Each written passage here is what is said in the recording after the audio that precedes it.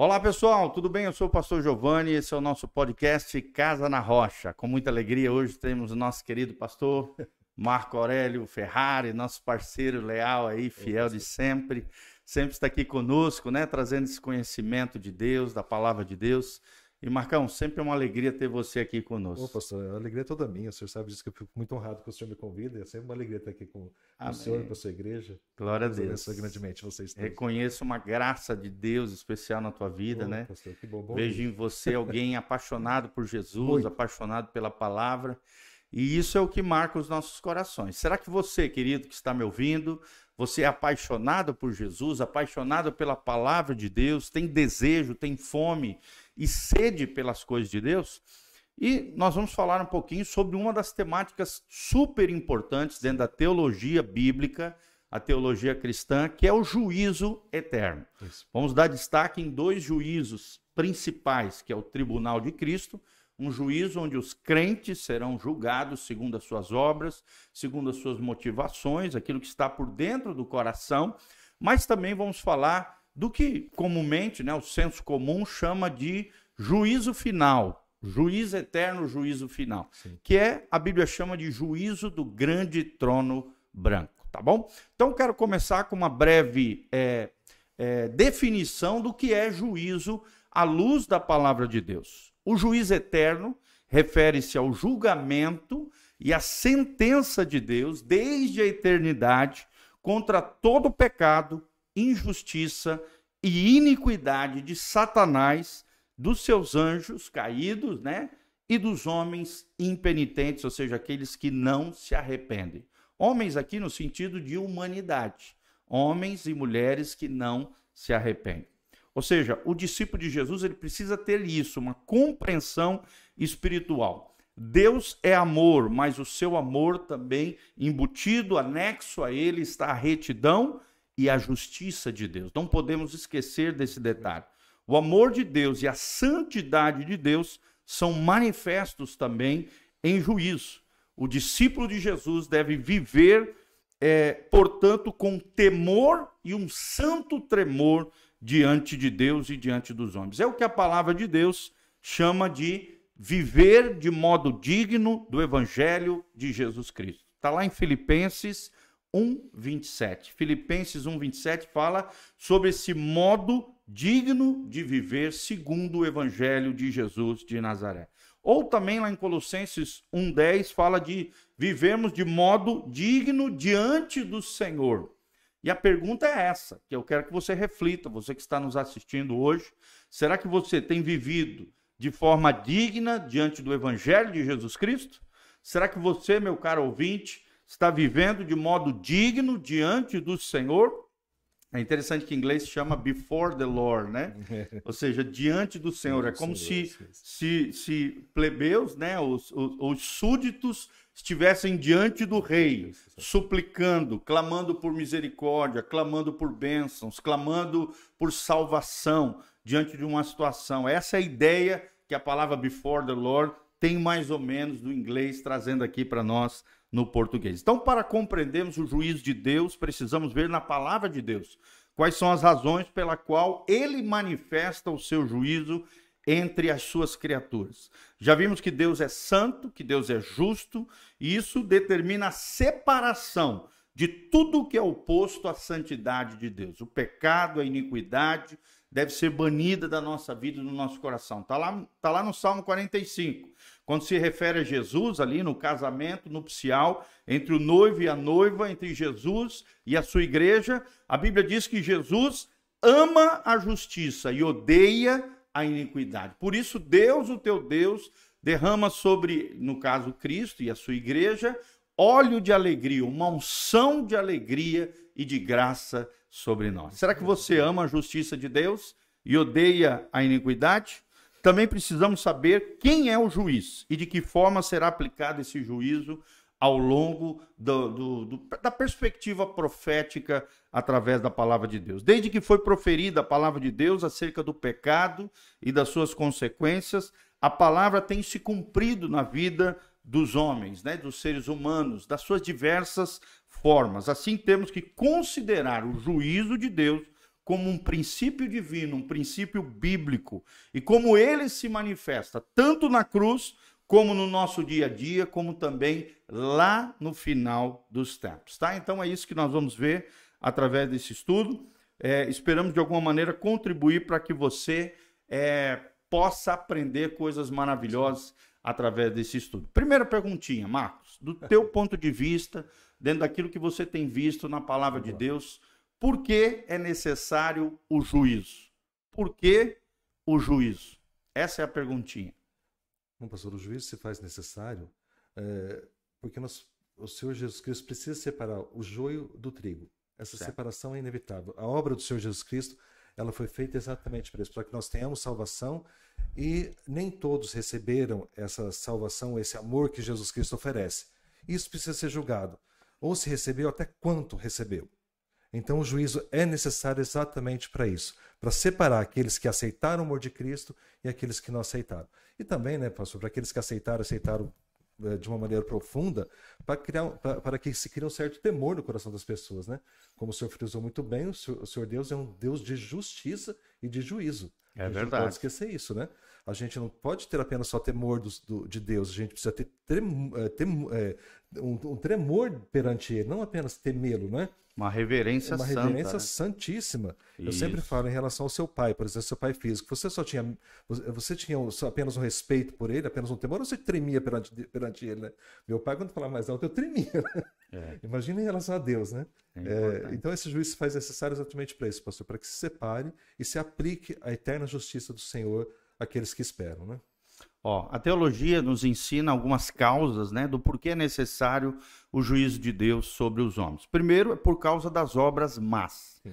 Por causa das obras más. O texto está aqui em João 3,19. O texto sagrado diz que o julgamento é este, que a luz veio ao mundo e os homens amaram mais as trevas do que a luz, exatamente, porque as suas obras eram más. Então, primeiro motivo do porquê é necessário o juízo de Deus é porque as obras dos homens são más. E não só dos homens, nós sabemos também de Satanás e dos anjos caídos também fizeram obras más. Segundo lugar, por causa da incredulidade. Por causa da incredulidade. João 3,18, o texto sagrado diz: quem nele crê não é julgado. O que não crê já está julgado, porquanto não crê no nome do unigênito Filho de Deus. João 3,18. Ou seja, a incredulidade dos homens, e principalmente nos tempos que nós estamos vivendo, né, um tempo de ceticismo, um tempo de agnosticismo, de ateísmo, né, tantos ismos aí, contrário à fé cristã. Lembre-se disso, que diz lá em Hebreus 11:6, sem fé é impossível agradar a Deus, porque aqueles que creem em Deus, aqueles que andam com Deus, né, que estão na presença de Deus, é necessário que creiam que Deus existe e que Ele é galardoador daqueles que o buscam. Sem fé, a pessoa, infelizmente, ela trilha o caminho de condenação eterna. Sim. Fala um pouquinho sobre isso, Marcos. Essa questão da incredulidade nos dias de hoje e a relação delas com relação ao juízo de Deus. Olha, pastor, eu vejo que conforme o tempo vai passando, né? Mesmo a palavra já nos avisava que seriam tempos trabalhosos e tempos de apostasia, nós estamos vivendo exatamente essa entrada nesse tempo de apostasia, né? Então está se afastando do Senhor. E é igual um jogo de futebol, né, pastor? Se um time enfraquece, o outro vem e faz. É verdade. Então nós estamos vivendo um período difícil. E o juízo de Deus está se aproximando, e a gente está vendo, ele já está dando sinais que esse juízo está vindo, para que as pessoas fiquem acordadas. Falei, o juízo vai vir. Os sinais que eu falei que aconteceriam estão acontecendo, fiquem atentos, né? Que o final disso tudo é um juízo, tanto para os crentes quanto para os não crentes. Todos vão passar pelo juízo. E Mateus 24 fala sobre isso, né? Sobre o crescimento, o amor se esfriaria. Sim. E o pecado, a iniquidade se multiplicaria. Exatamente. É o que nós vemos nos dias de hoje, né? Sim. Tempos onde a fé está rala, né? Escassa, difícil. Muita gente diz que tem fé, né? Que acredita em Deus, mas você olha para a vida dela, está totalmente incoerente, né? Contrária àquilo que a Bíblia diz do que é fé. Agora o senhor imagina depois que o Espírito Santo parar de atuar na terra, né? Quando a igreja for arrebatada, O que vai acontecer, né? Se esse amor vai continuar, se vai ter algum resquício de amor ainda, né? É Aí verdade. sim vai esfriar de verdade, né? O período tribulacional, tá, né? Sim, porque o Espírito Santo está aqui, ele está nos incentivando, está fazendo com que o Senhor venha aqui sábado à tarde, abra esse podcast, né? Venha que as pessoas venham na igreja, isso tudo é amor, né? Essa busca, ainda tem muita gente procurando, veja esse avivamento que está vindo aí pelo mundo, que é uma coisa que não está se entendendo, mas enfim, o Espírito Santo está trabalhando de uma maneira que, bom, a gente precisa entender mesmo. Extraordinário. Mas né? ele está trabalhando, né? Sim. Então, mas depois que ele parar de atuar, aí seu amor vai esfriar e a gente então, quem ficar para trás vai ver coisas terríveis. Sim. Coisas terríveis, né? É verdade. Tudo prenunciando ainda um juízo que vai vir mais para frente ainda, né? Isso. A teologia também cita como terceira causa aqui do porquê que é necessário o juízo de Deus, a rebeldia dos homens contra Deus, ou das criaturas contra Deus. Por causa da rebeldia contra Deus é necessário o juízo de Deus. Então, em primeiro lugar, por causa das obras más. Segundo lugar, por causa da incredulidade, da falta de fé das pessoas. E em terceiro lugar, por causa da rebeldia contra Deus. 1 Pedro 4,17, o texto sagrado nos diz, porque a ocasião de começar o juízo pela casa de Deus é chegada. Ora, se primeiro vem por nós, ou seja, a igreja, né, o corpo de Cristo, qual será o fim daqueles que não obedecem ao evangelho de Deus? Olha só que tremendo esse texto. O juízo de Deus começa na casa do Senhor, nas denominações, nas igrejas, né, no que a gente chama de igreja visível. Sim. É claro que dentro dela existe uma igreja invisível, que são os verdadeiros crentes, fiéis, leais, obedientes, confiantes, com uma vida de fé, obediência, consagração e dedicação ao Senhor. E é isso que Deus está fazendo, Deus está passando essa peneira, né? Deus está selecionando quem é obediente a Deus e quem é rebelde contra Deus. Estes sofrerão juízos eternos. Então, como nós vemos nesses 3 versículos aqui, desobediência, rebeldia e prática de obras más estão, na verdade, relacionados à rejeição do homem ao Senhor Jesus e ao evangelho do reino de Deus descrito na palavra de Deus. Então é muito importante nós lembrarmos desse aspecto, porque podemos achar que boas obras poderiam livrar o homem do juízo, o que não corresponde à verdade da palavra de Deus. E nesses Amém? tempos que nós estamos vendo, né, pastor, é fácil a pessoa perceber, é só ela abrir um canal de vídeos e dar uma olhada nos vídeos sugeridos, abre um jornal, dá uma olhada nas notícias, abre uma revista eletrônica, veja as principais notícias e veja o que os artistas de mídia estão falando. Separa, isso agrada a Deus, isso não agrada, isso agrada, isso não agrada, para você ver a quantidade de coisas que não agrada a Deus que você vai encontrar no final dessa leve pesquisa. É verdade. Né? Hoje, muito mais sujeira do que coisas boas, né?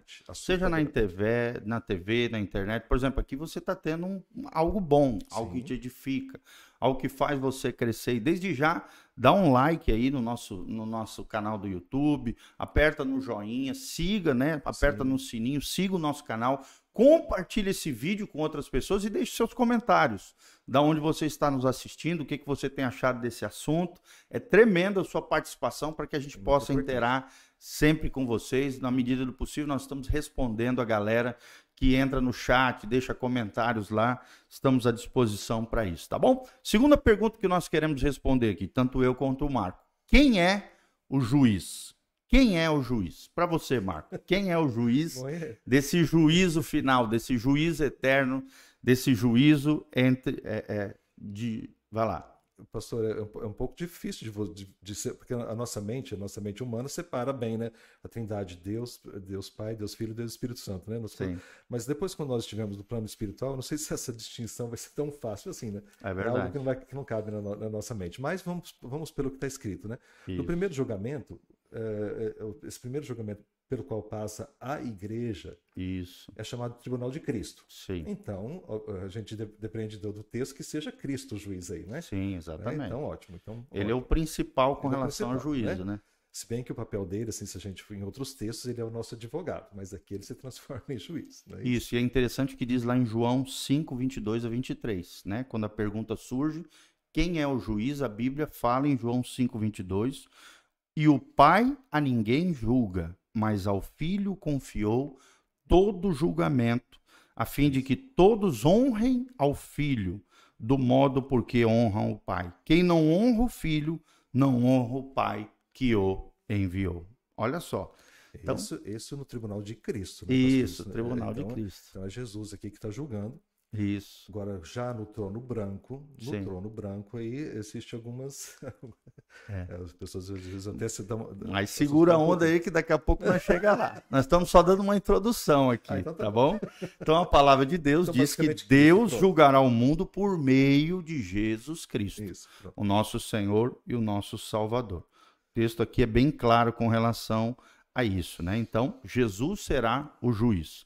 Se o propósito de Deus é convergir tudo através do seu Filho único, né? O único homem sem pecado, que se fez servo, que habitou entre nós, que conquistou tudo à sua volta em favor do Pai, ninguém melhor do que Jesus para exercer esse juízo com relação aos homens, tá? Os critérios para esse julgamento também são conhecidos. É a própria palavra de Deus. Olha só, o critério para o julgamento de Deus com relação às suas criaturas é a palavra de Deus. Olha o que diz João 1, 48 a 49. Quem me rejeita e não recebe as minhas palavras, tem quem o julgue. A própria palavra que tenho proferido, essa o julgará no último dia.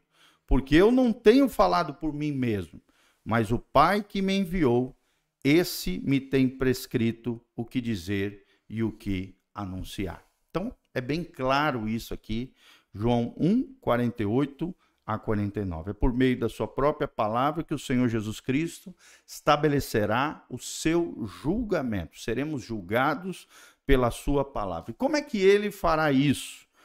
A resposta, ele julgará com justiça, revelando os propósitos mais íntimos dos homens, aquilo que está lá dentro do coração dos homens aqui, novamente falando, da humanidade, né? Homens e mulheres, criaturas e tal. Deus vai revelar as coisas mais profundas, as recâmaras mais profundas da nossa alma serão reveladas pelo nosso Deus. Amém? Amém. Então, vamos lá. O juízo passado. Em primeiro lugar, nós vamos dar um destaque sobre o juízo passado. A cruz de Cristo. Ah, sim. Né? A cruz é um juízo que já aconteceu há 2000 anos atrás, mas faz parte desses julgamentos de Deus com relação ao juízo eterno, tá bom? Quando nós falamos em juízo eterno, ao mesmo tempo mantemos a nossa fé e esperança na ressurreição, precisamos entender que Deus não mudou as regras para nos tirar da morte sem qualquer punição pelo pecado ou rebeldia dos homens. Pelo contrário, ele foi totalmente justo, aplicou a pena sobre a qual havia alertado Adão e Eva, quando proibiu que se alimentassem da árvore do conhecimento do bem e do mal. Está lá em Gênesis 2, 17. No dia em que dela comerdes, certamente morrerás. Né? E essa sentença é forte, né? O salário do pecado é a morte. O que você tem para dizer um pouquinho sobre isso? Sobre o estrago, né, que o pecado trouxe aos homens. Bom, isso a gente está vendo até hoje, né? Mas quando Jesus morre na cruz do Calvário, trazendo toda essa justiça eterna, ele abre essa porta que estava fechada para que nós passemos por ela, né? E atinjamos assim a salvação plena. E ele se transforma na nossa árvore da vida, não é isso? A árvore que foi proibida de ser comida fruto no Jardim do Éden, agora ela é aberta para nós, né? Jesus Cristo é plantado como uma árvore, ele é plantado no madeiro, não é isso? O madeiro é enfiado na terra. E ele é a semente, ele é a raiz de Jessé, não é isso? Então ele é uma árvore. Jesus Cristo é uma árvore. Então nessa árvore que vem com o fruto da vida, não é? Então ele vem nos oferecendo essa vida, vem para que tenham vida e vida em abundância, né? Essa vida, esse fruto que a gente come através da justiça de Jesus Cristo completa ali na cruz do Calvário, né? A justiça da cruz é infinita, ela é o ponto crucial de toda a obra de Cristo, não é isso? Nós somos atraídos para essa cruz, não tem como. Ou seja, tanto o homem quanto o Satanás receberam o justo castigo de Deus, o que podemos ver com clareza quando nós olhamos para a cruz de Cristo. Sim.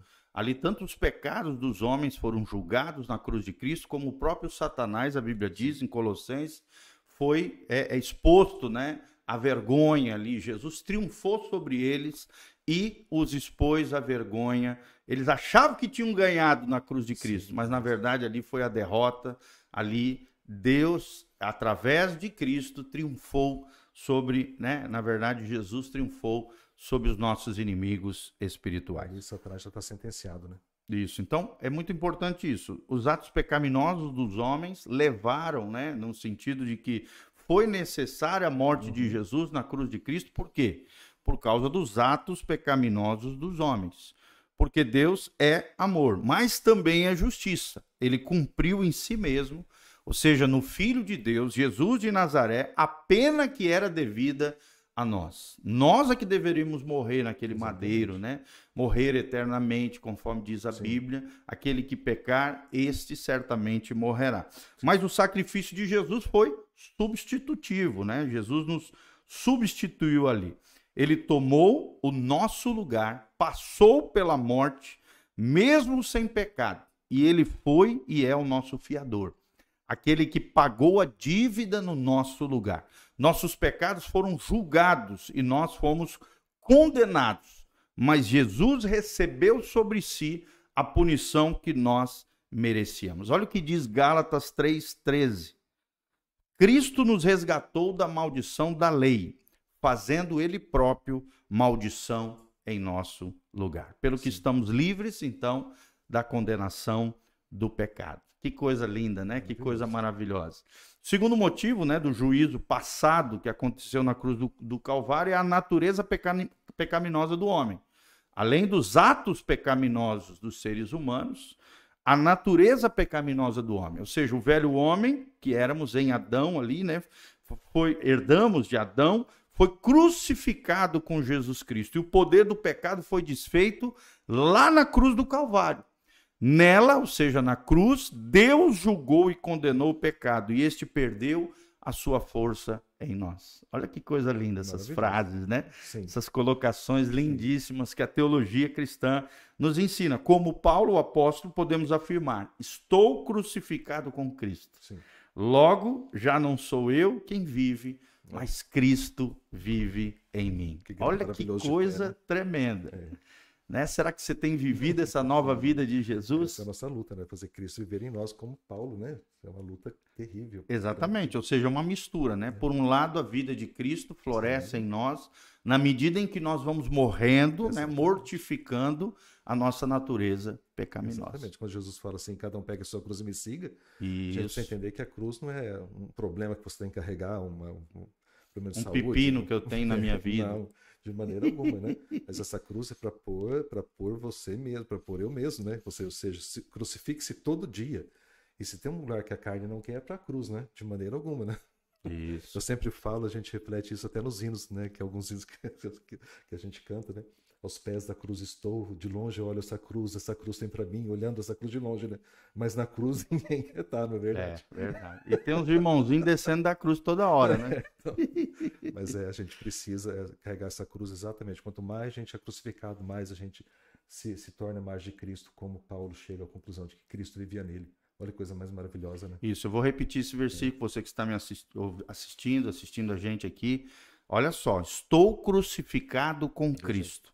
Logo, já não sou eu quem vive, mas Cristo vive em mim. Que Jesus reine na sua vida. Que o governo de Cristo venha ao seu coração através da ministração do Espírito Santo de Deus. Que a graça de Deus te alcance. Que o poder do Cristo ressurreto esteja operando na sua vida e no seu coração. E o terceiro motivo do porquê que Jesus, o juízo de Deus, teve que vir sobre a cruz de Jesus lá no passado, é o diabo e os seus demônios. A cruz não só tratou com o pecado do homem e a própria natureza pecaminosa, como nós acabamos de falar, mas também marcou a derrota do diabo e de todos os principados e potestades do reino das trevas e das suas pretensões malignas. Sua autoridade foi anulada, porque Hebreus 2,14 diz: por sua morte destruíste aquele que tem o poder da morte, a saber, o diabo. Olha que coisa linda. Que coisa tremenda. Até ontem, pastor, eu vi um vídeo que me fez ficar pensando. Sabe esses videozinhos curtos que você passa no Reels, no TikTok? O rapaz falando assim, Satanás, ele sabe que ele está derrotado, ele sabe que ele já foi sentenciado ao fim, a ser aniquilado. E isso na cruz do Calvário ele já sabia disso, ele não desiste. Todo dia, todo dia, todo dia ele está atuando, todo dia ele está atuando. E você que sabe que tem o Cristo em você, que você sabe que você vai reinar, você está desistindo todo dia? Você assim, é a pessoa que... É verdade. Às vezes a gente espera que se desistindo por pouca Por coisa. besteira, por né? besteira, né? É. Fala assim, olha ele que sabe que está derrotado, ele não desiste, e você que sabe que vai reinar, sempre... Está fraquejando na fé. Aquilo me fez pensar muito, assim, sabe? É verdade. Falei, olha isso, né? Que grau de fé que eu tenho, que eu preciso ter, né? E Hebreus diz, né, que nós não somos daqueles Exatamente, que recuam na fé, mas para aqueles que avançam. Sim. Paulo também diz, esquecendo-me das coisas que para trás ficam, prossigo para Sim. o alvo, ou seja, vá para frente. Esqueça as coisas que aconteceram lá atrás, vença o seu passado, né? Todo grilhão, toda amarra do passado ficou para trás, Sim. ficou na cruz. Jesus já pagou o preço de tudo isso, as maldições, as iniquidades, né? As coisas erradas. É tempo de quebrantamento, arrependimento, consagração e continuar indo adiante, né? No caminho, no trilho da vida eterna, tá bom? Mas falando aqui, continuando sobre o diabo e os seus demônios, por fim, o diabo será lançado no lago de fogo, consumando assim a sentença divina contra ele. Ou seja, a sentença já foi decretada, ele já foi envergonhado na cruz, mas o fim dele, no sentido de juízo profético, lá no final de todo o perfil profético, ainda não aconteceu. Vai acontecer. O diabo, os satanás, né, e seus anjos caídos, o anticristo, o falso profeta, os impenitentes, ou seja, os seres humanos que não se arrependem, todos eles serão lançados no lago que arde com fogo e enxofre. Nós vamos falar um pouquinho mais para frente sobre isso, tá? A teologia também fala de um outro tema interessante, o juízo presente. O juízo presente. Olha só que interessante, Marco. A correção para salvação. Ou seja, um Deus que disciplina os seus filhos, né? O pai que ama, disciplina os seus filhos. É interessante, sempre me lembro do pastor Volteni falando que o crente é julgado em vida, aqui na terra.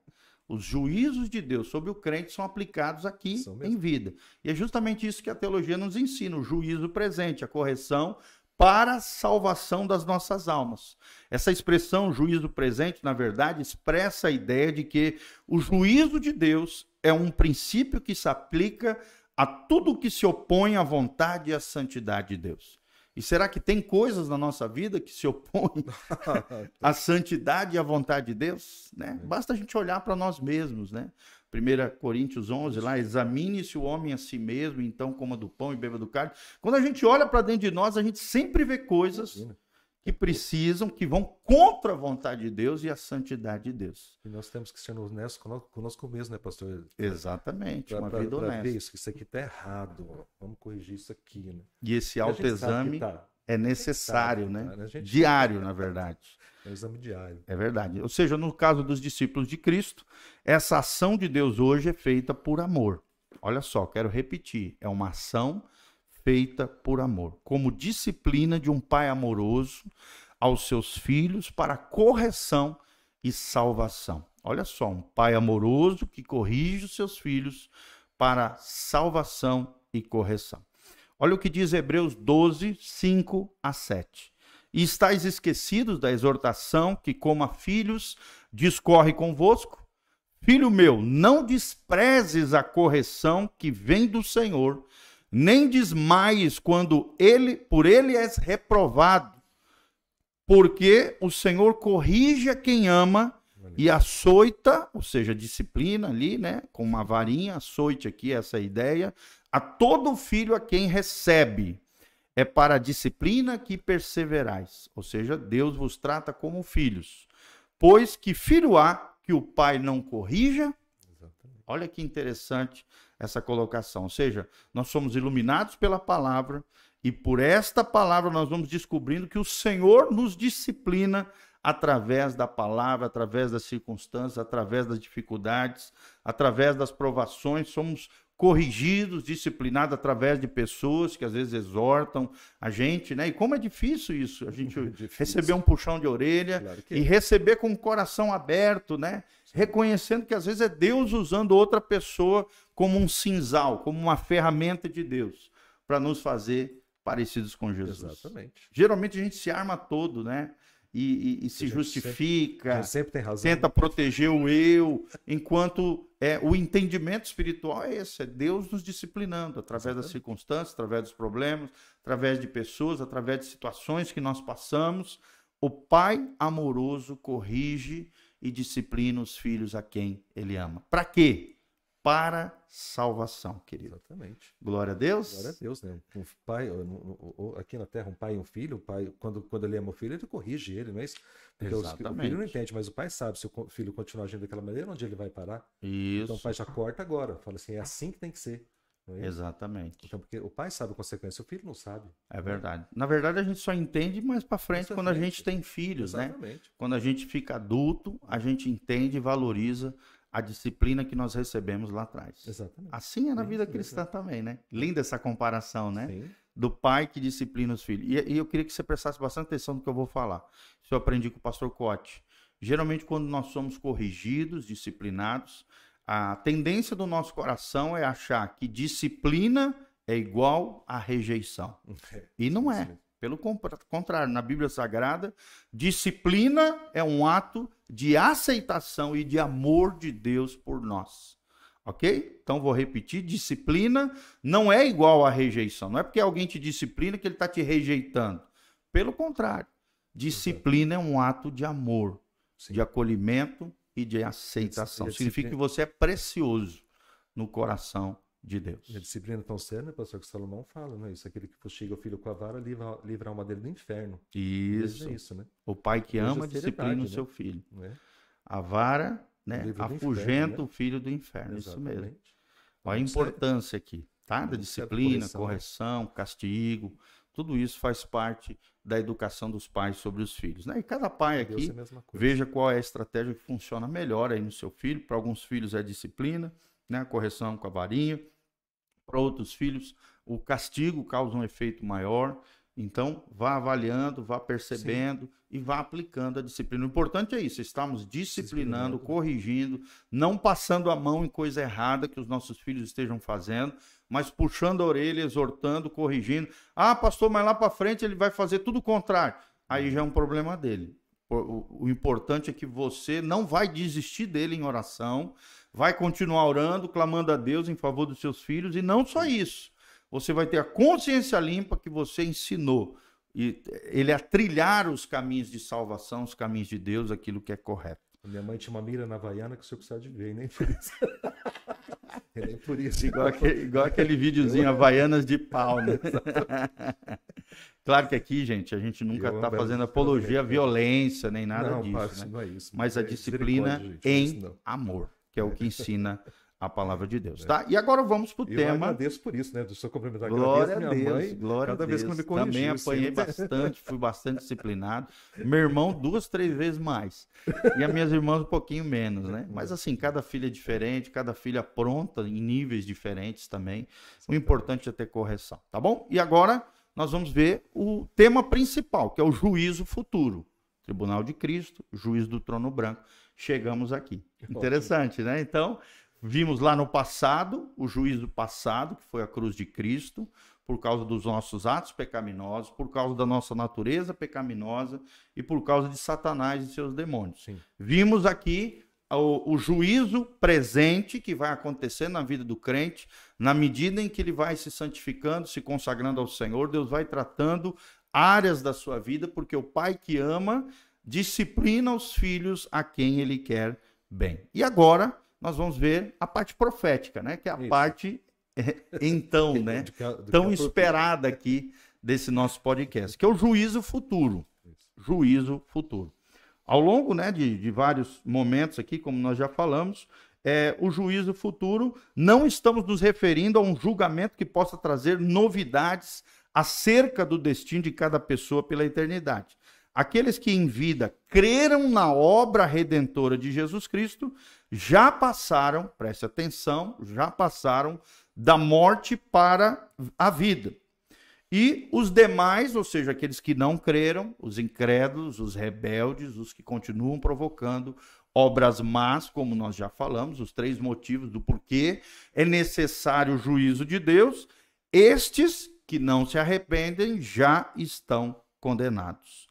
Quem nele crê não é julgado, diz o texto sagrado.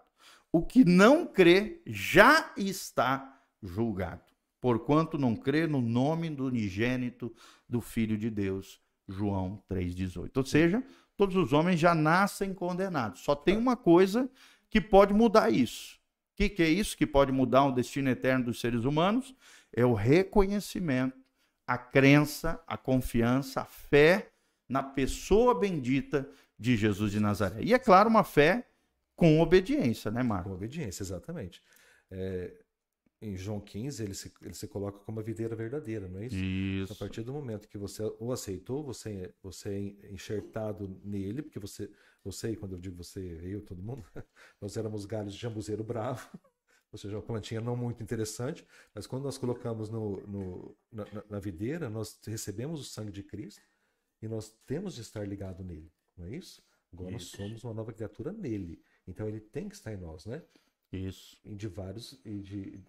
Da maneira mais intensa possível que nós conseguimos, nós temos que ter Cristo na nossa vida, a ponto de chegar igual o Paulo falou, né? Que já não vive mais, que era Cristo que vivia nele, né? Amém. É coisa maravilhosa, né? Glória a Deus. Ou seja, queridos, presta atenção. Todos nós estaremos diante do Senhor para que Ele exerça juízo sobre nós. Ainda que em momentos diferentes, né? Entre os crentes e os não crentes, os ímpios e os justos, como diz a palavra de Deus, com finalidades diferentes, mas todos estaremos diante do Senhor. Será que isso não enche de temor o seu coração? A palavra nem sempre apresenta muitos detalhes sobre esses acontecimentos futuros, mas nos dá uma informação essencial para sabermos aquilo que nos espera lá na frente, segundo a palavra de Deus. E assim nos prepararmos para viver uma vida que agrada a Deus, um modo digno diante do Senhor, como nós falamos, diante do Evangelho de Jesus, tá bom? Então, o primeiro destaque que nós queremos trazer agora, que o Marcão é especialista aqui, vai falar bastante sobre isso, responsabilidade. É sobre o tribunal de Cristo, o julgamento das obras dos discípulos de Jesus. Marcão, lê lá esse trecho, né, que você estudou também previamente, comente um pouquinho sobre isso, depois eu vou fazer algumas considerações. O que é o tribunal de Cristo? Qual é esse julgamento das obras dos discípulos de Jesus ou dos filhos de Deus? Bom, acho que o texto básico que a gente pode pegar, pastor, apesar de ter esse tema ser citado em alguns outros textos, a gente pode pegar na segunda carta aos Coríntios, no capítulo 5, versículo 10, que diz assim: porque todos devemos comparecer ante o tribunal de Cristo, para que cada um receba segundo o que tiver feito por meio do corpo, ou bem ou mal, né? A carta aos Romanos também vai dizer quase a mesma coisa, não é isso? O que Paulo está dizendo aqui? Ele está dizendo, no texto acima, ele está relatando algumas coisas sobre fé e depois em outro texto, alguma coisa sobre o fundamento da fé, que é Cristo. Então, quando nós construímos a nossa casa, no outro texto que ele vai falar sobre a construção da casa, ele fala assim, olha, você recebeu Cristo, o fundamento está dado. Ou seja, você o aceitou como Senhor e Salvador. Agora você vai construir algo em cima desse fundamento. Não é isso? E essa vida que a gente constrói, isso vai ser julgado. Isso vai ser julgado no dia do tribunal de Cristo. Cristo vai ver sobre esse fundamento aqui que eu te dei. Você construiu o quê? Porque o fundamento é Cristo. O fundamento é Ele que deu. O fundamento não é nosso. Então isso precisa ser julgado. A partir do momento que você me aceitou como Senhor e Salvador, o que você fez? Não é isso? Então, esse julgamento vai ser feito. Então, esse julgamento do tribunal de Cristo é para os crentes, para os cristãos. Né? Isso. Quando ele acontece, eu acredito no meu entendimento logo depois do arrebatamento da igreja. Algumas pessoas acreditam, que eu já ouvi relatos, que a pessoa que seria logo depois da morte da pessoa. Mas, enfim, se a gente considerar que depois que morreu a pessoa não está mais sujeita ao tempo, nem ontem, nem amanhã, nem hoje, né? Esse julgamento, o eterno presente. Um eterno presente, né? Porque eu nunca esqueço, pastor, quando eu era recém-convertido, uma pessoa contou um testemunho que eu nunca esqueci. Isso é uma coisa muito simples, né? Legal, conta para nós aí. É bem simples, mas eu não esqueci, isso ficou marcado. Um senhor estava à beira da morte, ele morreu por alguns segundos no hospital, no leito do hospital. Ele dá uma acordada e fala para a esposa, chama minha irmã porque eu preciso pedir perdão porque o meu julgamento já começou. Oi. Então eu nunca esqueci isso. Eu falei assim, mas às vezes a gente fica jogando o julgamento para mais para frente, mas não tem mais tempo. De repente ele já está sendo julgado mesmo, né? O que é o ponto fundamental? Todos vamos passar por esse julgamento, né? Se é um julgamento individual, Se vai estar todo mundo na mesma sala ouvindo o julgamento um do outro, eu não sei, mas é algo muito sério, porque nós vamos estar perante Jesus e Jesus vai fazer uma série de perguntas. Por que isso? Por que fez isso? Por que falou isso? Por que ficou falando várias vezes que queria morrer? Né? Olha lá, tá Por vendo? quê? Né? Queria desistir de tudo, porque a palavra fala que nós vamos dar conta de todas as palavras vis que saíram da nossa boca. Então, Fúteis, né? Banais. fúteis, então é Olha muita só. coisa que a gente fala, né? Que a gente precisa analisar antes de falar, né? Isso tudo vai ser colocado às claras. Então tá, então vamos ver isso aqui. Isso vai ser colocado para o crente no tribunal de Cristo, que no meu entendimento é logo depois do arrebatamento da igreja. Né? Ok. Muito bem. Ou seja, um julgamento das obras feitas pelos santos, que somos nós, pelos filhos de Deus, pelos discípulos de Jesus. Como dissemos, os pecados já foram perdoados lá na cruz do Calvário, mas todas as obras que fazemos ao longo da nossa vida terrena devem ser julgadas. E o serão neste lugar, no que a Bíblia chama de tribunal de Cristo. Será julgado o que o discípulo fez com a sua vida e com os dons que Deus lhes deu para servir. Olha que importante. O Espírito Santo é dado a cada um de nós, e quem distribui os dons e proporciona situações e relacionamentos específicos, sempre com a finalidade de manifestar Cristo Jesus, de glorificar a Deus. A questão é essa. Qual é a motivação que te levou a fazer isso? Foi para a glória de Deus ou para a glória do eu? Foi para manifestar a Cristo ou foi para aparecer para os outros, né? Por isso, quando levamos a sério a palavra de Paulo aqui em Gálatas 2:20, quando ele diz: já não sou eu quem vive, mas Cristo vive em mim, negamos, né, as nossas inclinações carnais e deixamos que a vida de Cristo se manifeste através de nós. Só assim o Senhor Jesus é glorificado através da sua vida, da minha vida, recebemos os frutos do nosso sacrifício vivo e agradável diante dele, né? Que coisa tremenda isso. Enquanto nós nos enchemos da esperança e da alegria de poder usufruir das bênçãos que ele preparou para nós. Nós vamos ouvir a famosa frase que está lá nos evangelhos: entra no gozo do teu Senhor. Exatamente. Olha que coisa linda. Né? Essa frase eu quero ouvir, Marcos, quando chegar nos portais celestiais lá. Deus, é isso mesmo. Sejam bem-vindos, Nossa, né? que Sejam bem-vindos, meus filhos, ao lugar que eu vos tenho preparado. Olha isso. Entra no gozo do teu Senhor. E gozo aqui é alegria, desfrute, né? Desfrutar de tudo aquilo que o Senhor tem para nós. Quero até deixar uma dica de livro aqui: O Descanso Eterno dos Santos. Se você quer ter um vislumbre, né, um flash, um devaneio de como vai ser o céu, de que lugar maravilhoso nos aguarda lá no céu, tem um autor do século XVII chamado Richard Baxter, editora Fiel, tem esse livro, O Descanso Eterno dos Santos. É um livro lindíssimo, imperdível, é o melhor livro que eu já li sobre como provavelmente vai ser o céu, à luz da palavra de Deus, através de um homem assim extraordinário, que teve uma iluminação extraordinária de Deus para escrever esse lindo livro, Descanso Eterno dos Santos, Richard Baxter, editora Fiel, tá? E tem tudo a ver com essa frase. Sim, entra no gozo do teu Senhor. Inclusive a Bíblia, né, fala de várias coroas e galardões reservados aos filhos de Deus, né, Marco? O que você acha que são essas coroas, esses galardões que nós vamos, essas recompensas, né, que nós vamos receber no tribunal de Cristo, caso as nossas obras, as obras dos homens,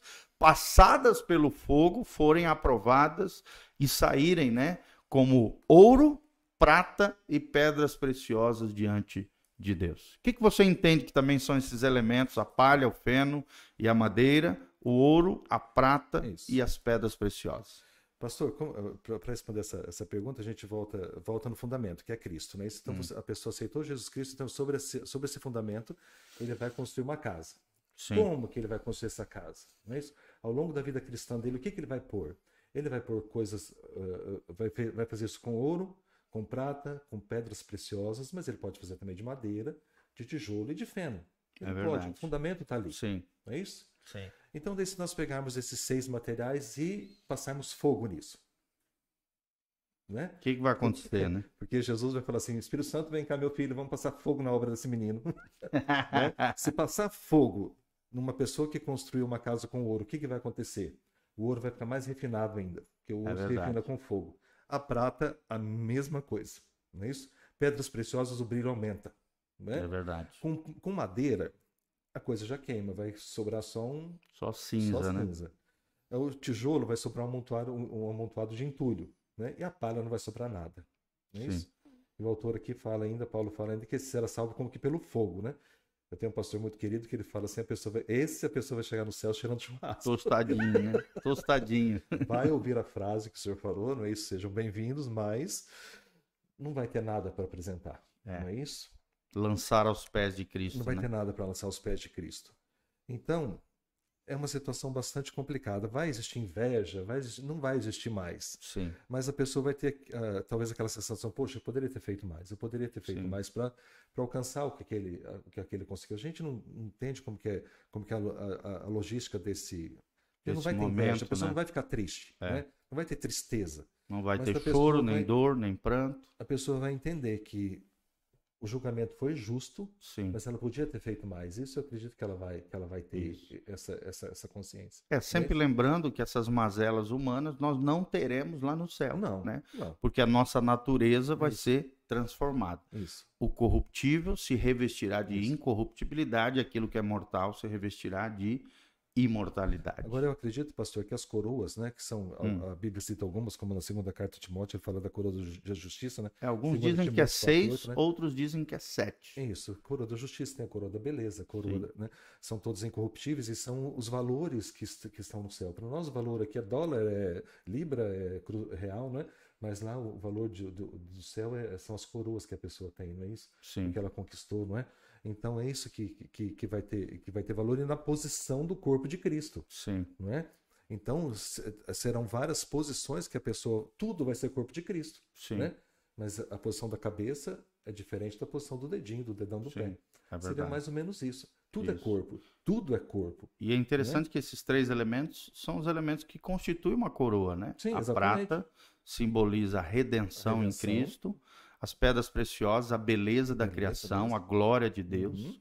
E o ouro simboliza a santidade, a consagração, a vida piedosa diante de Deus. Então, se você quer ter esses 3 elementos, uma coroa lá no céu, você precisa de ouro, santidade, prata, a redenção em Cristo, a justificação, né? A glória de Cristo manifesta na sua vida. E as pedras preciosas é as manifestações da glória de Deus, a beleza da glória de Deus na criação, porque cada pedra vem de minérios diferentes, né? Revelando belezas diferentes da criação de Deus. Então, deixa entender nesse sentido a glória de Deus na criação. Agora eu posso dar uma chavezinha aí. Pode, para quem quiser. Você é fera. Para quem quiser. Você é o homem da chave. Subir lá em cima. Pode abrir esse portal aí, gente. Está no mais alto patamar, não é isso? Porque chegou a mãe de 2 discípulos e falou para Jesus: olha, coloque meu filho à sua direita e à sua esquerda. Ou seja, ela já entendeu que o patamar era bem alto. Ele falou assim: olha, isso no momento não cabe a mim, não é?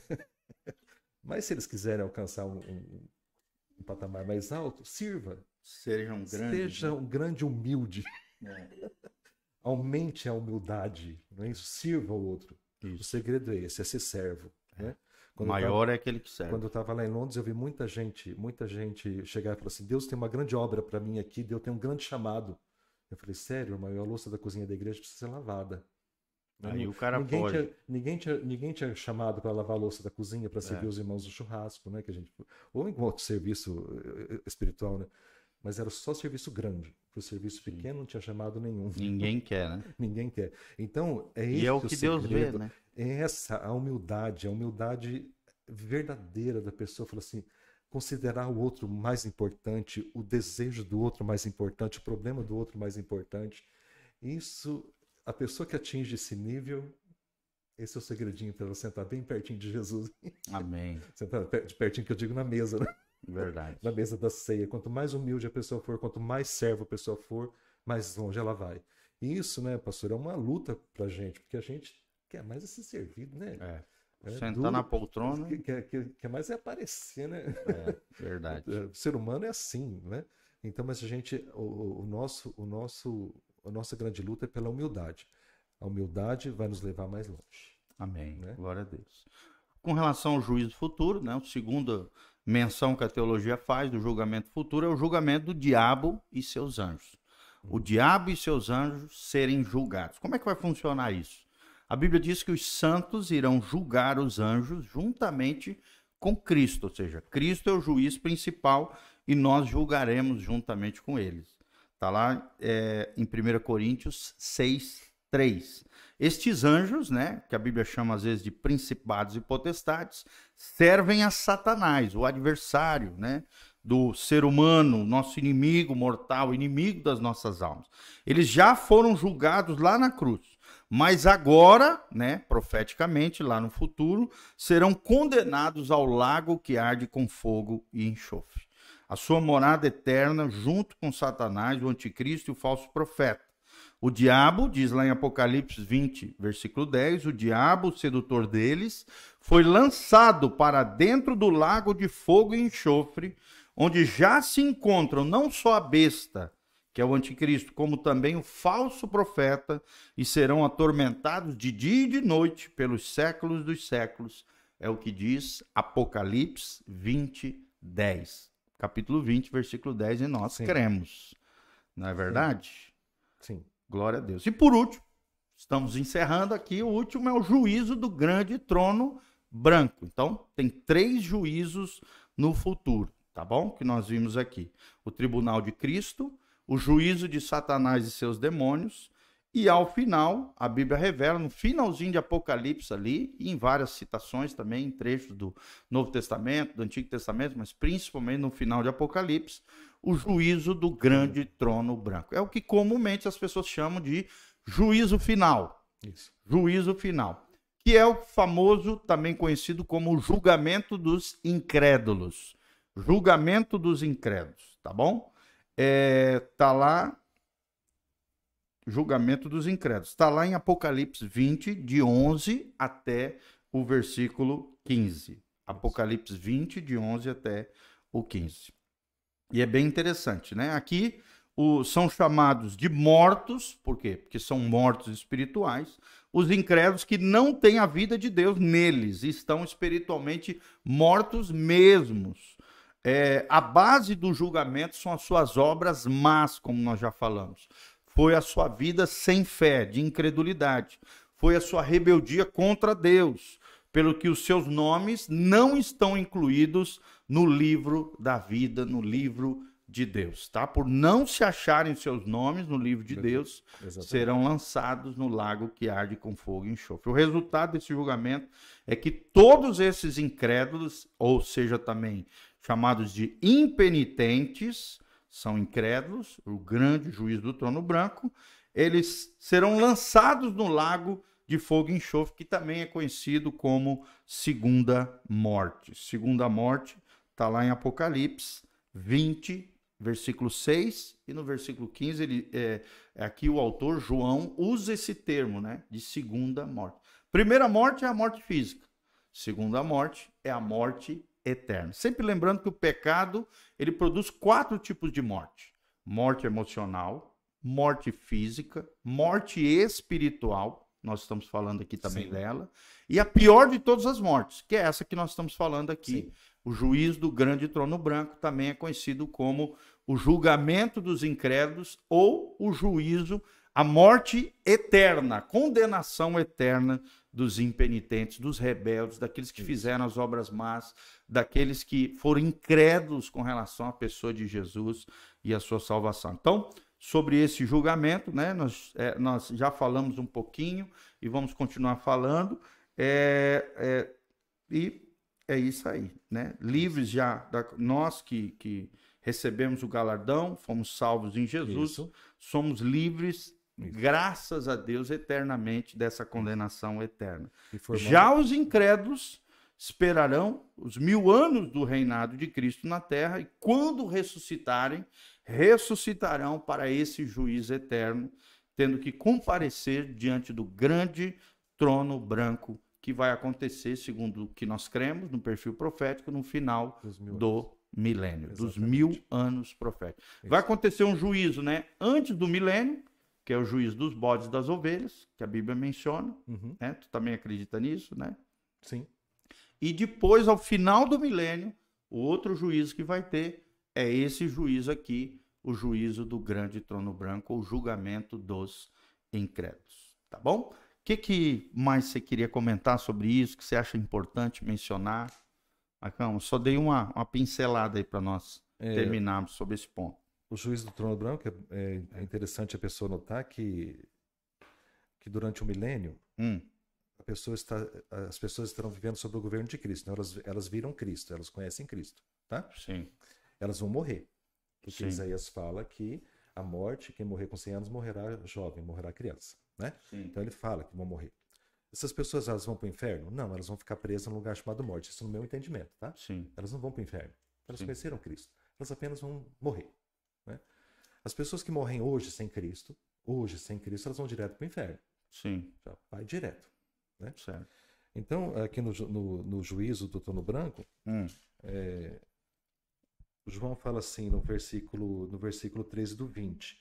E deu o mar os mortos que nele havia, e a morte e o inferno deram os mortos que neles havia, e foram julgados cada um segundo as suas obras. A morte e o inferno foram lançados no lago que arde de fogo, essa é a segunda morte. E aquele que não foi achado escrito no livro da vida foi lançado também no lago de fogo. Né? Então, aí nós temos 3 lugares que tem gente morta. Nós temos gente morta no mar, nós temos gente morta na morte. Gente morta na morte é meio redundância, mas é assim. E temos no inferno. 3 lugares que vão dar esses mortos para o julgamento do trono branco. Isso, quando ele menciona a morte ali, o que tu entende que é? Inferno, todo mundo sabe. Isso. A morte... O mar é o mar físico, né? O mar ali onde estão os peixes. É isso que eu ia falar, né? A morte, que eu entendo, são as pessoas que morreram durante o milênio. Então elas estão meio que dormindo, ou seja, estão retidas, estão sem vida, mas não estão no inferno. Elas não desceram para o inferno porque elas viram Cristo. Não é isso? Sim. Né? Os que estão numa espécie de estado intermediário, exatamente, né? Que a teologia chama de estado intermediário. Estado intermediário. Não é o purgatório. O purgatório não existe. O mar, no meu entendimento, são as pessoas do dilúvio, as diluvianas, que elas foram... o mar sepultou todas elas. Elas não foram julgadas ainda. Elas não passam por nenhum desse julgamento, vão ser julgadas agora. Então o mar dá a elas, a morte do milênio dá a eles, e o inferno dá os mortos também. Então são os 3 colocados ali. Né? Aí João fala que ele vê os 3 lugares onde estão os mortos. Né? A pessoa fala assim, mas os que estão no mar são os que morreram afogados. Eu falei, sério? O que tu entende que é o mar? Não encaixa. O mar, no meu entendimento, é o dilúvio. As pessoas que foram sepultadas no dilúvio. Olha que interessante. Porque as pessoas do dilúvio não foram julgadas em momento nenhum, elas têm que ser julgadas. E foram engolidas pelo mar, realmente. Pelo mar. Por que não foram julgadas antes? Ou então, por que elas estão em um lugar separado? Porque elas viviam uma realidade espiritual diferente. Isso. Elas precisam de um julgamento diferente. Isso. Não tinha lei mosaica, né? Não tinha, né? Não se falava da vinda de Jesus, enfim, né? Não existia nada disso. Então, esses 3 lugares, o mais sério é as pessoas do inferno, porque se hoje a pessoa morre e vai para o inferno, que eu quero dizer que pelo menos 1000 anos no inferno ela passa. Vamos supor se a pessoa morreu hoje, foi para o inferno e o arrebatamento acontece hoje, logo em seguida do milênio. Então pelo menos 1000 anos no inferno ela vai passar. Não é brincadeira. Porque às vezes a gente fala que vai ter o juízo do trono branco, a pessoa fala assim, então tem uma segunda chance. Eu falei, se a pessoa quiser passar 1000 anos no inferno, tem. Então as pessoas às vezes brincam um pouco, então é bom a gente ver a seriedade da coisa. E quando é colocado diante do trono branco, pastor, você já imaginou a cena dramática que não é isso? Imagina um trono branco de mármore gigantesco. Aquelas pessoas parecendo formiga diante daquele mármore. Elas vão ficar batendo a cabeça naquele mármore, entendeu? Pedindo para voltar o tempo para elas se acertarem. Ou seja, a expectação do julgamento, quanto que isso é horrível. Né? Os livros sendo abertos. Você passar, as obras dos homens sendo Você expostas. passar por uma prova na escola é horrível. Quem já fez um TCC sabe o quanto é horrível. Imagina um julgamento de vida, aquele trono branco gigantesco. Aquela sensação de não ter fuga, para onde fugir, o que vai acontecer, não é isso? Daí então vem Jesus e abre o livro, né? O livro da vida. No meu entendimento, ele não vai lá numa estante pegar aquele livro que está lá guardado. Ele vai abrir a Bíblia. Okay? A Bíblia é o livro da vida. Tudo tem que estar escrito aqui. Tudo tem que estar escrito aqui. A Bíblia não é um livro comum. A Bíblia é o livro da vida. O seu nome tem que estar aqui. Sim. E de onde que eu tiro isso? Quando Jesus fala assim, eu sou verdade eu sou a verdade, o caminho e a vida, ninguém me aparece através de mim. Ele nesse declara a verdade, e no outro texto ele fala que a palavra dele é a verdade. Então, se ele é verdade, a palavra dele é verdade, ele é a palavra, pronto. Não é isso? E o próprio Cristo vai ser o juiz, né, nesse Exatamente. dia. Que é o Logos de Deus, né? A palavra encarnada. A Bíblia, o livro, ele é muito mais do que a nossa mente pode imaginar. Isso aqui está vivo. É escrito e apagado o nome de gente aqui toda hora. Não é isso? Toda hora que eu digo assim, mais escrito é apagado, precisa fazer muita coisa para ser apagado. Mas enfim, tá escrito aqui, a tua história está escrita aqui. Do dia que você nasceu, a tua morte vai estar escrita aqui. É algo muito grande, é algo muito sério. A Bíblia é uma coisa escrita por Deus, e ele escreve do jeito que ele quer, de cima para baixo, de baixo para cima, da esquerda para a direita, da direita para a esquerda. Todas as informações estão aqui. A Bíblia é muito séria, muito. É um exemplo também Isso aqui é só um livro. Desses mistérios da Bíblia, é o código da Bíblia, né? Exatamente. É uma descoberta de um jornalista de que por detrás da Bíblia, do texto sagrado, porque nós seres existe humanos, uma codificação que traz revelações até de eventos do passado, do presente e do futuro, né? Matematicamente explicado. Interessante. Então eu já estudei um pouco sobre isso, eu fico fascinado. Falei, gente, as pessoas falam, Marcos, você não tem aí. Eu falei assim, meu filho, na sua mente não tem. Na sua mente não é assim. Mas na mente de Deus, porque ele não vai ficar escrevendo vários livros, pastor, tá tudo aqui, ó. Tá tudo aqui, todos os Deus livros não erra, né? Não precisa ficar aqui, escrevendo e apagando, né? De Ele jeito já nenhum, sabe quem é quem, né?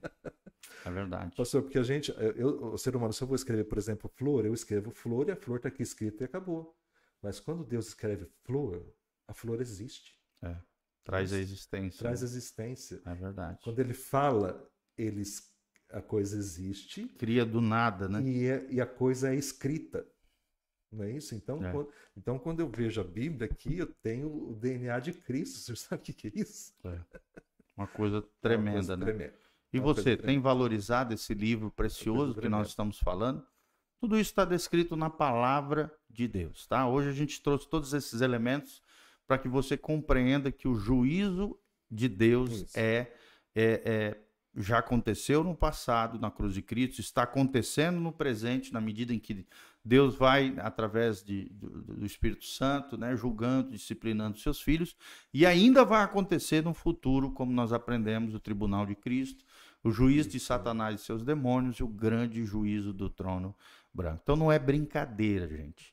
O juízo de Deus é real. O mesmo Deus que é amor, misericórdia, graça, compaixão, é um Deus que exige de nós retidão, santidade e justiça. Então, leve as coisas de Deus a sério. Todo esse conhecimento que nós trouxemos ao seu coração, esse bate-papo maravilhoso, é para que você tenha temor do Senhor. A vida cristã não é brincadeira, não é uma vida religiosa, superficial, para mostrar para os outros, né? Apenas um evento social que eu vou uma vez por semana em determinado lugar com determinados cristãos. Não, é coisa séria. Já não vivo eu, mas Cristo vive em mim. Então, é a vida de Cristo em nós. Lembre-se, sem fé é impossível agradar a Deus. Um dos critérios é a fé.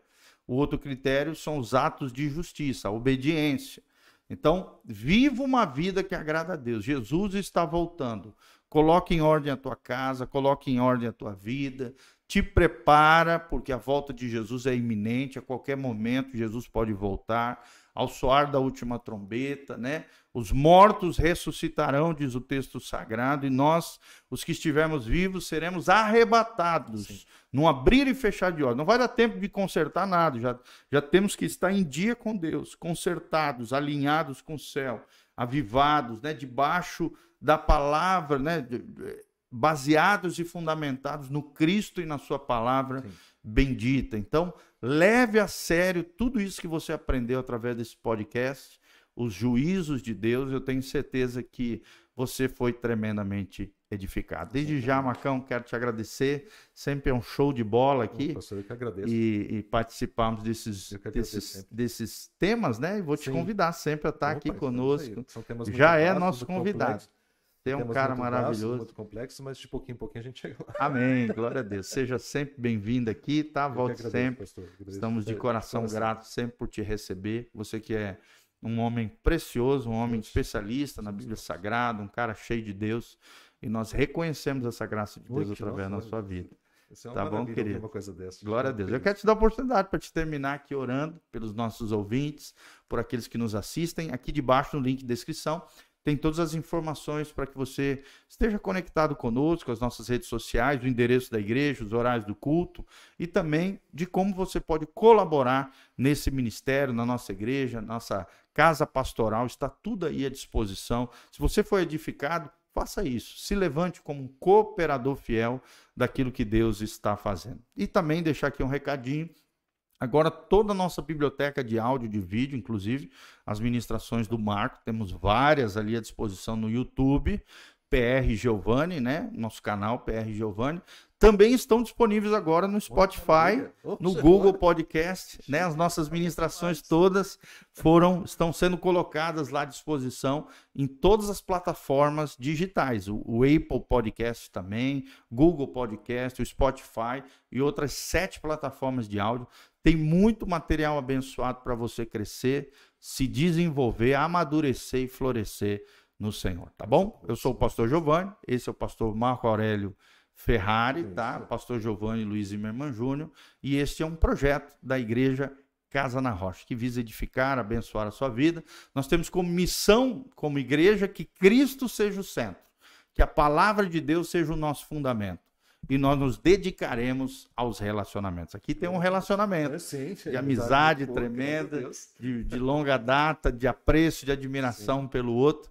E eu quero deixar contigo, Marco, termina orando pela galera, que Deus te abençoe. Compartilhe esse link com outras pessoas, deixe no link de descrição, nos comentários, o que você achou. Qualquer dúvida, nós queremos te responder aqui. E também compartilhe esse link com outras pessoas. E da onde você está nos assistindo também, coloque aí nos comentários, dando um joinha, apertando no sininho e seguindo o nosso canal. Fica à vontade, querido.